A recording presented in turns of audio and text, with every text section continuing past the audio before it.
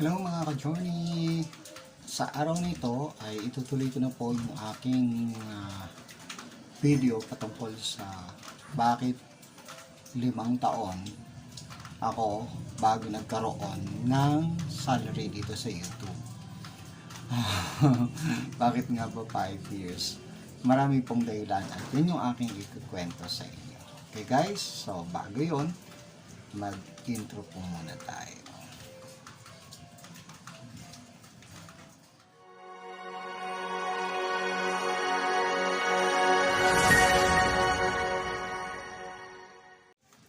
Okay, so naririto na tayo ngayon at ibibigay ko na yung ilang mga dahilan kung bakit nga ba 5 taon bago ako nagkaroon ng salary dito sa YouTube.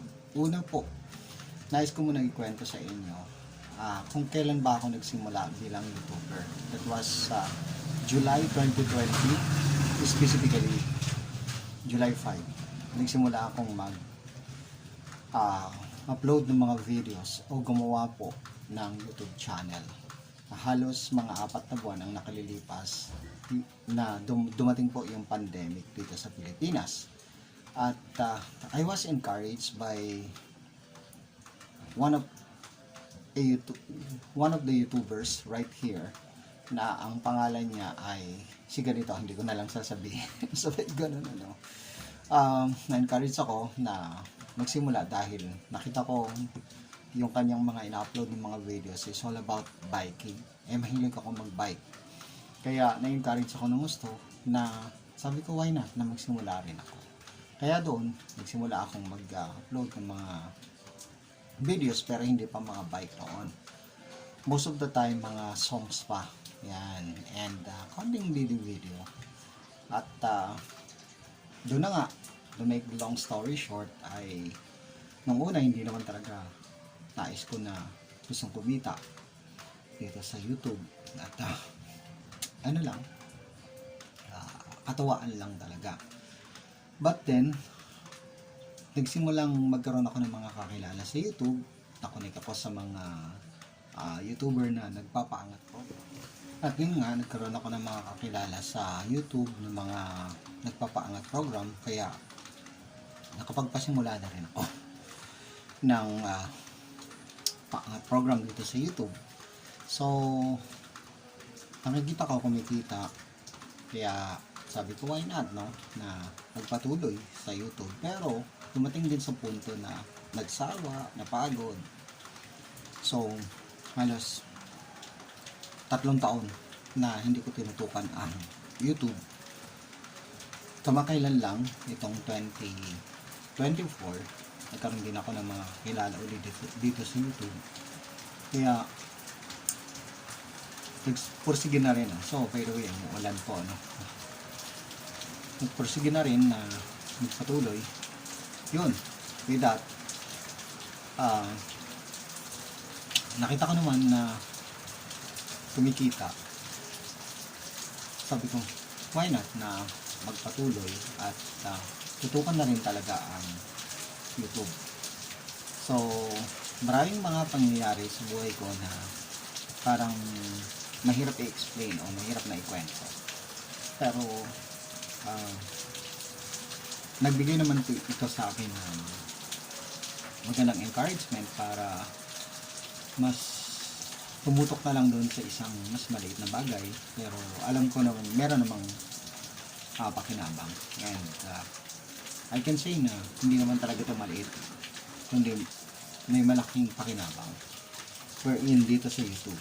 So, I hope na maka-encourage din ako na sa ibang mga maliliit na mga YouTuber na magpatuloy talaga, maging consistent sa pag-upload, tapos kumuha ng mga quality content. Though I can say na hindi naman ganon ka-quality yung mga content na meron ako, pero I'm trying my best na makapag-encourage kahit lang sa mga maliliit na mga bagay. And I hope na yun, dun sa aspetong yun ay maging quality tayo. So, kaya guys, at mga ka-journey ko na gustong magpatuloy sa YouTube, first, be consistent. Huwag nyong hayaan na ma-persuade kayo ng iba, tumutok lang kayo sa mga content ninyo.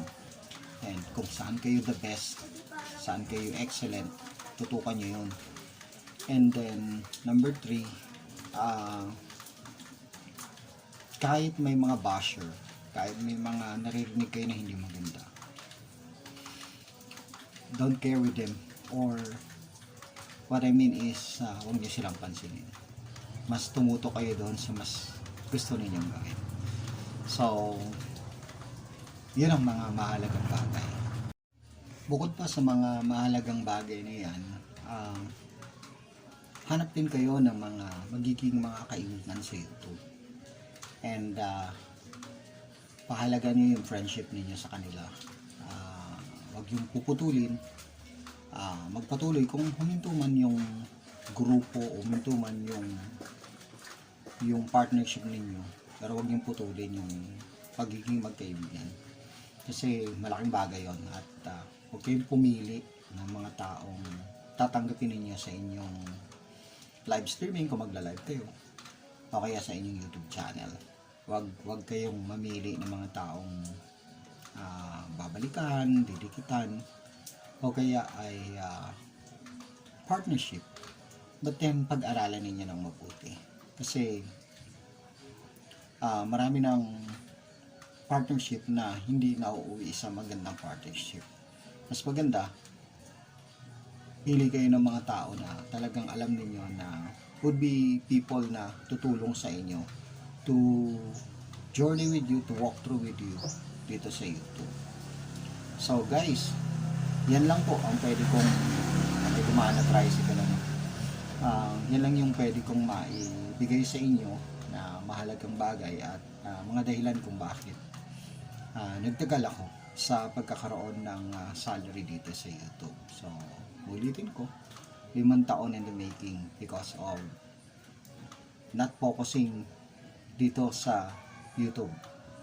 Yun talaga yung pinaka main reason. So, nagpahinto-hinto at hindi binigyan ng pansin yung bagay na ito o yung platform na ito. So, kaya kung saan kayo merong strength, meron kayong talent, ibuhusin yung energy nyo roon para mas lalo kayong magtagumpay. Okay? So, yun lang. Maraming salamat. Ako marami pa akong kakaining bigas dito sa YouTube. So, sabay-sabay tayo para tayo po ay pare-parehong lumago. Thank you very much, guys. Thank you, mga ka-journey. Bye!